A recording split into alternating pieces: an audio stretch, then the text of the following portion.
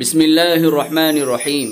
السلام علیکم دوستو، میں ہوں احسان حسن اور آپ دیکھ رہے ہیں حسن وائس چینل۔ ومن يفعل ذلك ابتغاء مرضات الله فسوف نؤتيه اجرا عظيما۔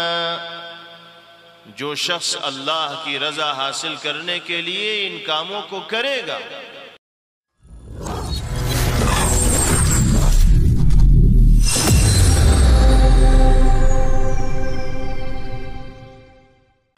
جن دو خاندانوں میں توڑ ہو رہا ہے ان دونوں خاندانوں کے دلوں کو ملانے کی فکر کیسے کریں۔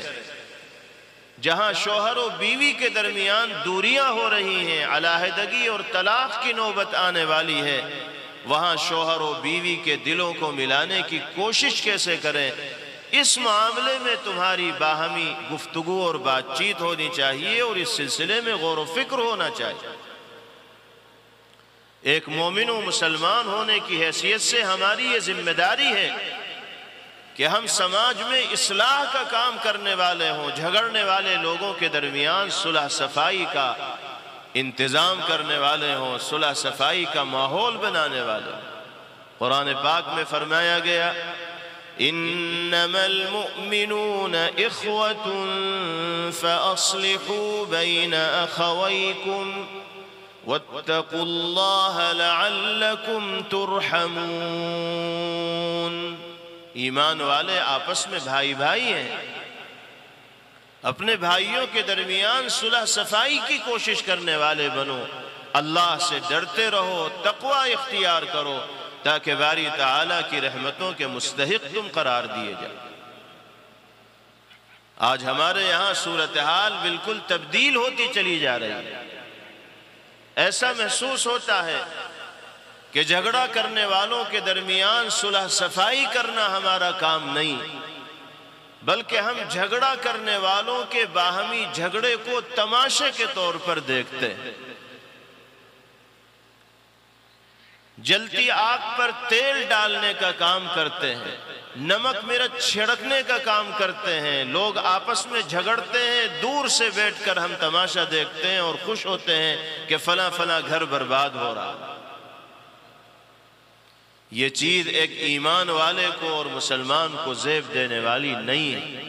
جناب رسول اللہ صلی اللہ علیہ وسلم کو اگر قبائل و برادریوں اور خاندانوں کے درمیان آپسی جھگڑے کی اطلاع ملتی تھی تو آپ اپنی مصروفیات میں سے وقت فارغ کر کے ان کے درمیان صلح کے لیے تشریف لے جایا کرتے تھے۔ بعض دفعہ ایسا بھی ہوا کہ پیغمبر علیہ السلام کو اسی صلح صفائی میں اتنی تاخیر ہوئی کہ وقت پر آپ مسجد تشریف نہ لا سکے، صحابہ انتظار کرتے رہے، دوسرے صحابی کھڑے ہوئے آپ کی جگہ اور انہوں نے امامت فرمائی، حضرت عبد الرحمن ابن عوف رضی اللہ تعالی۔ اتنی اہمیت دیتے تھے پیغمبر علیہ السلام جھگڑا کرنے والوں کے درمیان صلح صفائی کو۔ جھوٹ بولنا جو گناہ کبیرہ ہے اور ایک جھوٹا جملہ انسان اپنی زبان سے نکالتا ہے تو رحمت کے فرشتے میلوں دور اس سے چلے جاتے ہیں۔ جناب رسول اللہ صلی اللہ علیہ وسلم فرماتے ہیں کہ جو انسان دو جھگڑا کرنے والوں کے درمیان صلح کرانے کی خاطر جھوٹ بھی بولے گا تو اللہ اس کی اس جھوٹ پر گرفت نہیں فرمائے۔ لیس الکذاب الذی ینمی الصلاح او کما قال علیہ السلام۔ وہ شخص جھوٹ بولنے والا نہیں جو جھگڑا کرنے والوں کے درمیان صلح کی کوشش کرتا ہے، صفائی کرنے کی کوشش کرتا ہے۔ جھوٹ جیسے گناہ کبیرہ کا ارتکاب کرنے کی اجازت دی ہے جناب رسول اللہ صلی اللہ علیہ وسلم نے اس عظیم مقصد کو حاصل کرنے کے لیے۔ ایک مرتبہ صحابہ کرام رضوان اللہ علیہم اجمعین کے درمیان پیغمبر علیہ السلام نے سوال کیا، فرمایا الا ادلکم علی عمل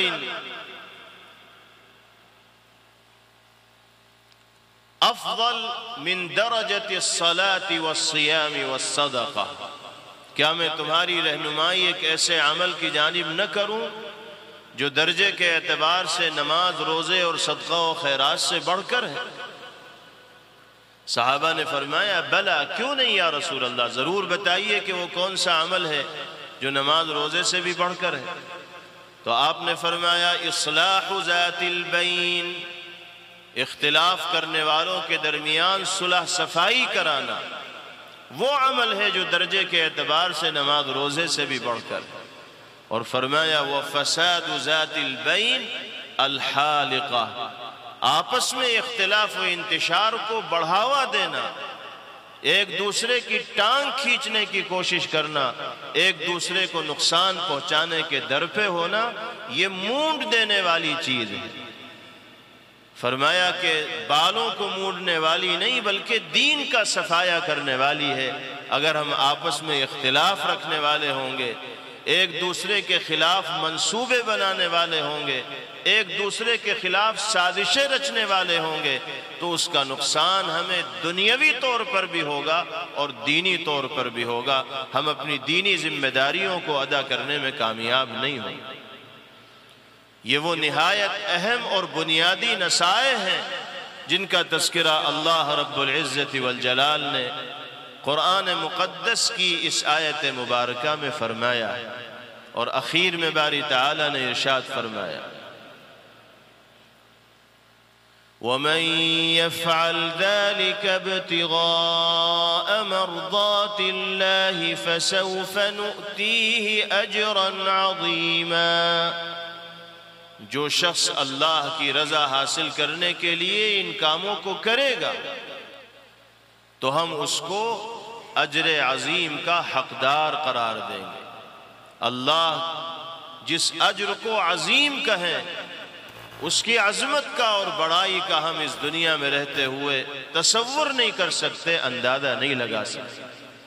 اللہ رب العزت والجلال ہم سب کو ان قرآنی ہدایات اور نبوی پیغامات پر عمل کرنے کی توفیق میسر فرمائے، اور دین و دنیا کی سعادتوں اور کامیابیوں سے باری تعالی ہم سب کو مالا مال فرمائے۔ اپنے حبیب صلی اللہ تعالی علیہ وسلم کی سیرت و سنت کے مختلف پہلوؤں سے سبق لے کر اپنی زندگی میں اللہ ہم سب کو جگہ دینے کی توفیق مرحمت فرمائے۔ وآخر دعوانا ان الحمد للہ رب العالمین۔